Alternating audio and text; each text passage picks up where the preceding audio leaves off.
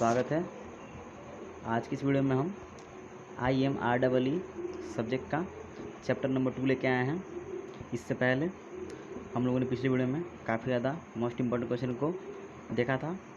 तो आज का हमारा टॉपिक है अर्थिंग। तो ये जो टॉपिक है आपका, ये IMREE और EEE फर्स्ट एंड सेकेंड के लिए काफ़ी ज़्यादा इंपॉर्टेंट है। तो चलिए शुरू करते हैं।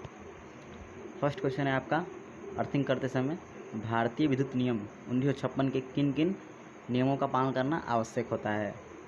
इसमें आपका भारतीय विद्युत नियम 1956 के अंतर्गत आपका 32, 33, 44, 61, 62, 67, 69, 68, 88 तथा 90 नियम जो ये आपके रूल्स हैं, इनका हमें पालन करना आवश्यक है। ठीक है। इसके बाद क्वेश्चन नंबर 2 देखते हैं। क्वेश्चन नंबर 2 है आपका, भूतार का प्रतिरोध कितना होता है। तो इसका आंसर होगा आपका भूतार का प्रतिरोध 1 ओम से अधिक नहीं होना चाहिए। ठीक है, ये काफ़ी ज़्यादा इंपॉर्टेंट क्वेश्चन है। भूतार का प्रतिरोध कम से कम होना चाहिए। इसके बाद से थर्ड क्वेश्चन है आपका, भूतार के लिए किस चालकों का प्रयोग किया जाता है। तो इसका आंसर होगा आपका गैल्वेनाइज्ड स्टील वायर या फिर कॉपर वायर का प्रयोग करते हैं। तो इसमें आपका दिया है कि जो आपका प्लेट अर्थिंग होता है उसमें हम कॉपर का भी करते हैं यूज, और पाइप अर्थिंग में भी कॉपर का यूज करते हैं। ठीक है। तो इसके बाद से फोर्थ क्वेश्चन है आपका, घर या भवन से न्यूनतम कितने मीटर की दूरी पर अर्थिंग करना चाहिए। यानी कि जो आपका घर है उससे जो आपका अर्थिंग है उसकी बीच की दूरी कितनी मीटर होनी चाहिए। तो इसका आंसर होगा आपका 1.5 मीटर। इसके बाद से 5 नंबर क्वेश्चन है आपका, घरेलू वायरिंग में कितने साइज का SWG वायर का यूज किया जाता है। तो आपका SWG होता है आपका, इसका पूरा नाम होता है आपका standard wire gauge.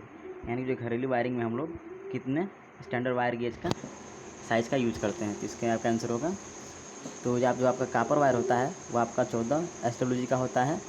Galvanised steel wire जो होता है आपका वायर होता है आपका वो 16 SWG का होता है, और एल्यूमिनियम आपका 12 SWG का होता है। ठीक है, इसे आप याद रखिएगा। इसका से 6 नंबर क्वेश्चन है आपका, लो वोल्टेज लाइन पोल अथवा सप्लायर द्वारा अर्थिंग के लिए कितने माप का SWG वायर का यूज़ किया जाता है।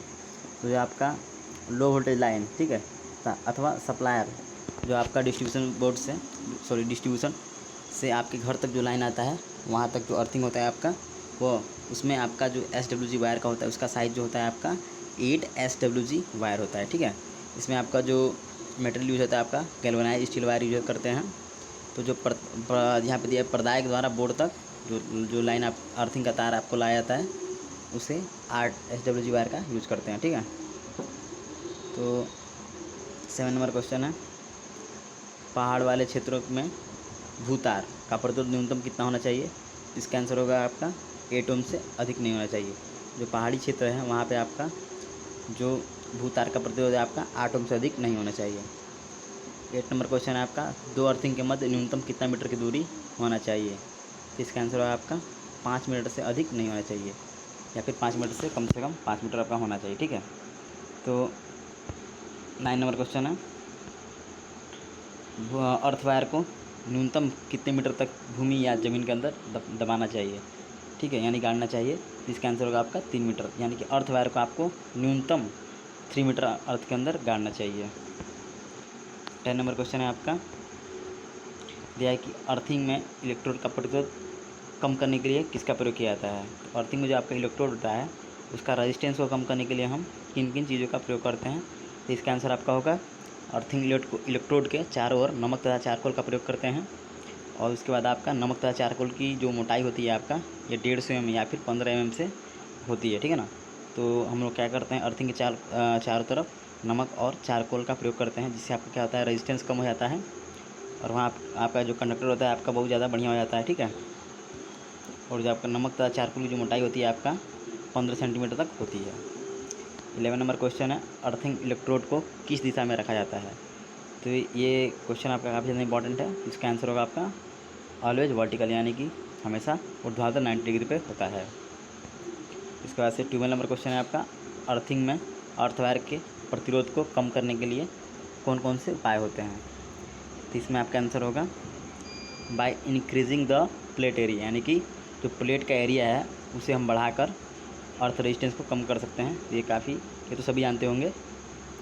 उसके बाद से दूसरा है आपका by increase moisture water salt and charcoal, और हम क्या करते हैं आपका वाटर साल्ट या फिर उसमें मॉइस्चर कंटेंट डालकर उसको हम रेजिस्टेंस को कम करते हैं।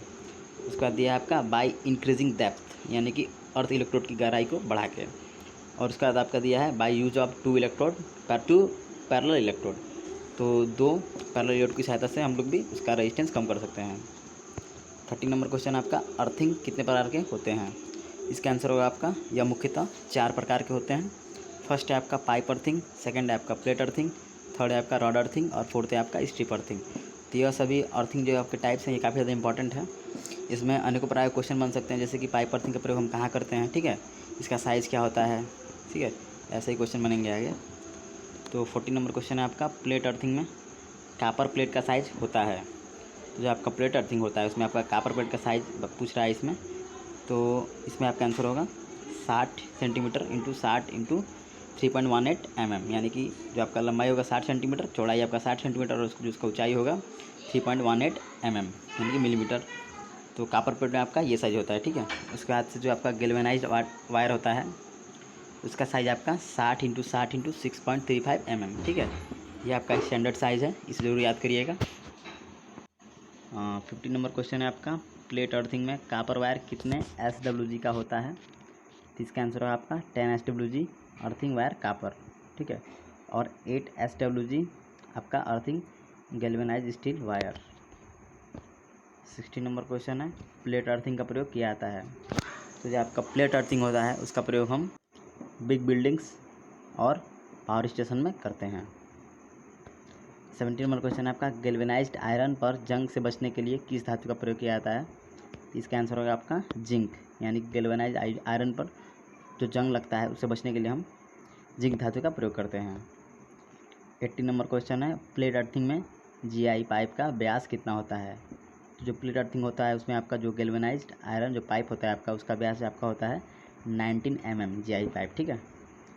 90 नंबर क्वेश्चन है आपका भूतार में प्लेट अर्थिंग या रॉड अर्थिंग को किसके द्वारा जोड़ा जाता है। तो इसका आंसर होगा बोल्ट, यानी कि भूतार में प्लेट अर्थिंग या फिर रॉड अर्थिंग को बोल्ट के द्वारा जोड़ा जाता है। तो बोल्ट उसी धातु का होगा जिस धातु का अर्थ इलेक्ट्रोड यूज करेंगे। 20 नंबर क्वेश्चन है रॉड अर्थिंग का प्रयोग किन स्थानों में अधिक किया जाता है। तो इसका आंसर होगा आपका distribution overhead lines, Sandy area यानी बलुई एरिया जहाँ पे होता है, और यहाँ जहाँ पे मॉइस्चर एरिया होता है। तो जो रॉड अर्थिंग होता है आपका उसका प्रयोग हम distribution overhead lines, Sandy area यानी कि बलुई एरिया क्षेत्र और मॉइस्चर एरिया, ठीक है। उसके बाद से 21 नंबर क्वेश्चन है स्विच यूनिट में होना आवश्यक नहीं है, यानी कि जो स्विच आपका होता है उसमें क्या होना आवश्यक नहीं है। इसका आंसर होगा आपका न्यूट्रल वायर, यानी कि स्विच यूनिट जो होता है उसमें आपका ओनली फेज वायर होता है, न्यूट्रल वायर नहीं होता है, ठीक है। अब इसमें फेज वायर डाल देंगे दोनों में तो क्या हो जाएगा आपका शॉर्ट सर्किट हो जाएगा। तो दिया आपका स्विच यूनिट में न्यूट्रल वायर का यूज़ नहीं होता है, only phase wire. 22 number question है स्ट्रिप अर्थिंग का प्रयोग कहाँ किया जाता है। तो इसका आंसर होगा आपका ट्रांसमिशन लाइन्स, पथरीली मिट्टी या फिर पावर अर्थिंग में इसका प्रयोग करते हैं।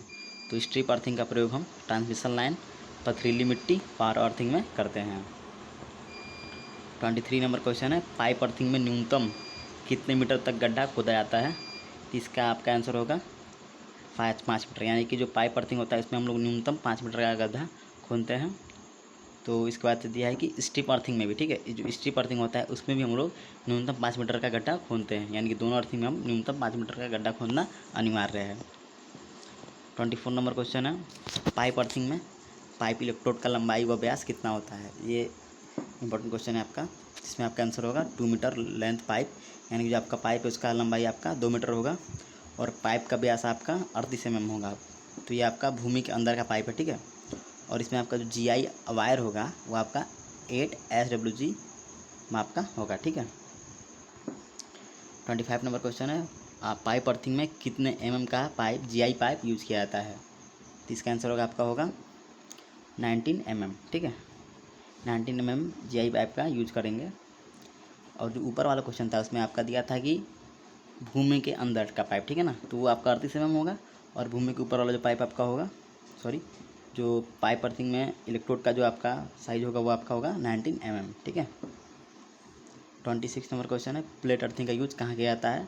तो इसका आंसर आपका होगा इंटरनल वायरिंग में। 27 नंबर क्वेश्चन है, स्ट्रिप अर्थिंग का तार या फिर इलेक्ट्रोड वायर कितने माप का SWG प्रयोग करते हैं।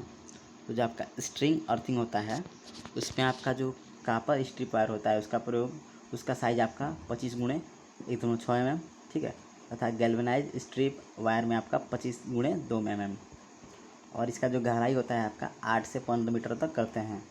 यानी कि जो आपका स्ट्रिप अर्थिंग होता है उसका, उसमें आपका जो कापर का वायर होता है आपका 25 गुणे 16 mm 1.6 mm, और गैल्वेनाइज स्ट्रिप वायर में आपका 25 गुणे 2 mm, ठीक है। तो स्ट्रिप अर्थिंग का प्रयोग हम आपको पता ही होगा ट्रांसमिशन लाइन से करते हैं। इसके बाद से 28 नंबर क्वेश्चन है आपका, और रॉड अर्थिंग में कितने SWG में आपका इलेक्ट्रोड यूज करते हैं।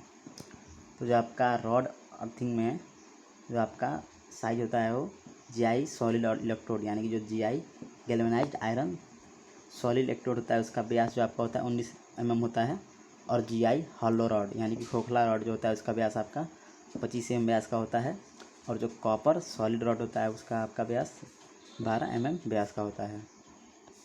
29 नंबर क्वेश्चन देखेंगे, अर्थिंग वायर सर्किट में किस प्रकार से जोड़ा जाता है। तो इसका आंसर होगा आपका सीरीज में, ठीक है।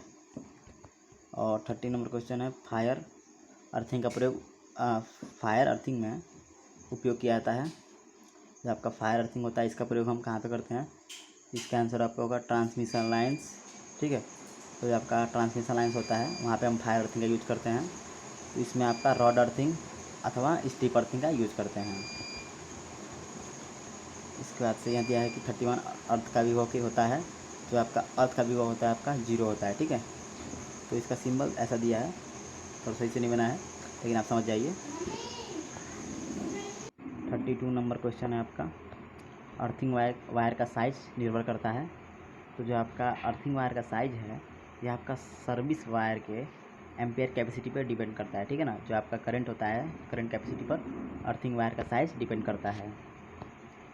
33 नंबर क्वेश्चन है आपका, सब स्टेशन में कम से कम कितने अर्थिंग का प्रयोग किया जाता है। इसमें आपका आंसर होगा 2, यानी कि कम से कम 2 अर्थिंग का प्रयोग हम सब स्टेशन में करते हैं। इसके बाद से 34 नंबर क्वेश्चन है आपका, अर्थिंग वायर का न्यूनतम आकार कितना होता है। तो जो आपका अर्थिंग वायर का न्यूनतम आकार आपका होता है कापर के लिए, जो आपका अनुप्रस्थ काट होता है आपका 3 mm वर्ग होता है, और GI भू संपर्क के लिए आपका जो अनुप्रस्थ काट होता है आपका 6 mm वर्ग का होता है। तो यहाँ पे हम लोगों ने अर्थिंग से रिलेटेड जितने भी इम्पॉर्टेंट क्वेश्चन बन सकते थे उसको हम लोगों ने देखा। यदि आपको इस वीडियो में कोई भी क्वेश्चन में कोई भी डाउट हो प्लीज़ आप कमेंट बॉक्स में करें, या फिर कोई भी आपको इसमें वीडियो मिस्टेक लगे तो प्लीज़ आप कमेंट करिएगा, ठीक है। उसे सुधारने का प्रयास किया जाएगा। और यदि ये वीडियो आपका अच्छा लगे तो प्लीज़ इसे लाइक शेयर और सब्सक्राइब करें, और शेयर दिस वीडियो। इस वीडियो को देखने के लिए आपका धन्यवाद। जय हिंद।